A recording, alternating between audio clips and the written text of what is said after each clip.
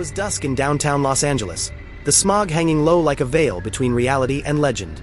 A makeshift ring had formed in the abandoned shell of the old Nakatomi Plaza. Word had spread.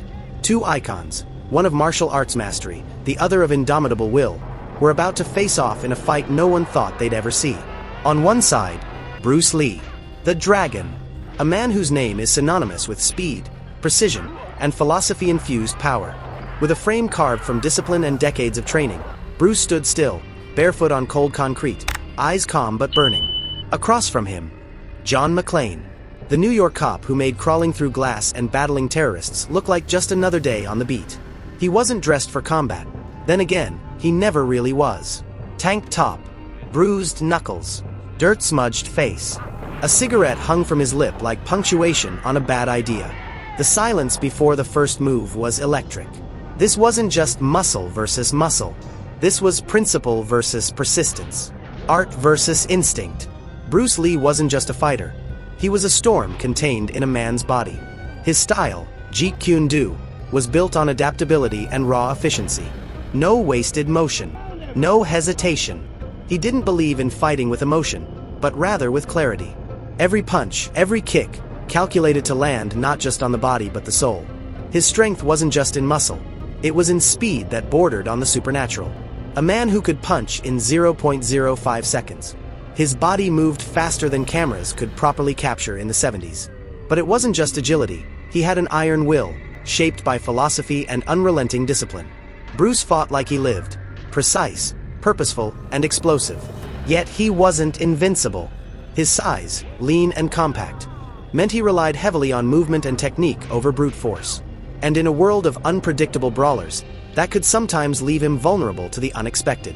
John McClane, on the other hand, was the king of the unexpected. The man's entire life was one long, violent improv sketch. You give him a lighter and some duct tape, and somehow he finds a way to ruin a criminal empire. McClane had no formal training. His punches were street-learned, grimy, and full of fury. He wasn't fast, but he was relentless. He wasn't graceful, but he was cunning. And when the chips were down, there was no man more dangerous than a desperate McClane with nothing left to lose. But even McClane had his weaknesses. His body was a journal of past beatdowns, scars, burns, limps, aches. Years of punishment had slowed him down. He could still take a hit, but he wasn't bouncing back like he used to.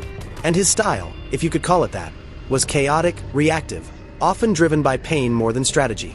McClane struck first, a straight-line charge fueled by grit and gut instinct. Bruce sidestepped with fluid grace, barely moving more than necessary. The cop's fist caught air. Then Bruce responded, not with a haymaker, but a quick jab to the ribs. Sharp, surgical. McClane staggered, caught off guard by the sheer speed. Bruce didn't press the advantage. Not yet. He circled, eyes studying, body coiled like a viper. McClane lunged again, this time with a feint followed by a low tackle. Bruce twisted, using the cop's momentum against him, flipping him with a smooth hip throw. The thud echoed off the concrete. But McClane didn't stay down. He never did. Blood from a split lip painted his grin red. "You hit like my ex-wife's lawyer," he spat. Bruce didn't smile. He rarely did in combat. As the fight wore on, McClane kept coming. Wild punches. Improvised moves. He even hurled a broken chair leg like a javelin. But Bruce was the eye of the storm, slipping through each attack with an eerie calm. His kicks landed like thunder, one to the shoulder, another to the thigh. McClane's movements slowed. Then, the finale. McClane reached for his boot. Probably a hidden weapon. Bruce anticipated it. He closed the gap with terrifying speed, launched into a spinning back kick that cracked the air. It connected flush with McClane's chest, sending him flying into a pile of shattered office chairs. Silence returned. McClane groaned but didn't rise. Bruce stood over him, breathing controlled, not a scratch on him. No gloating, no bravado, just respect. He offered a hand. McClane took it. "Hell of a dance," the cop muttered. It wasn't about size or heart. McClane had both in spades. What gave Bruce Lee the edge was mastery. He fought not with rage but with rhythm, not with reaction but anticipation. Every move was the result of decades of refinement. He didn't need weapons or surprises. He was the weapon. McClane was a survivor. Bruce Lee was a force of nature. And when nature moves with intent, There's no stopping it. The crowd dispersed. Legends fade into the night. But for those who saw it, they knew. Sometimes skill and spirit beat grit and gunpowder. Every single time.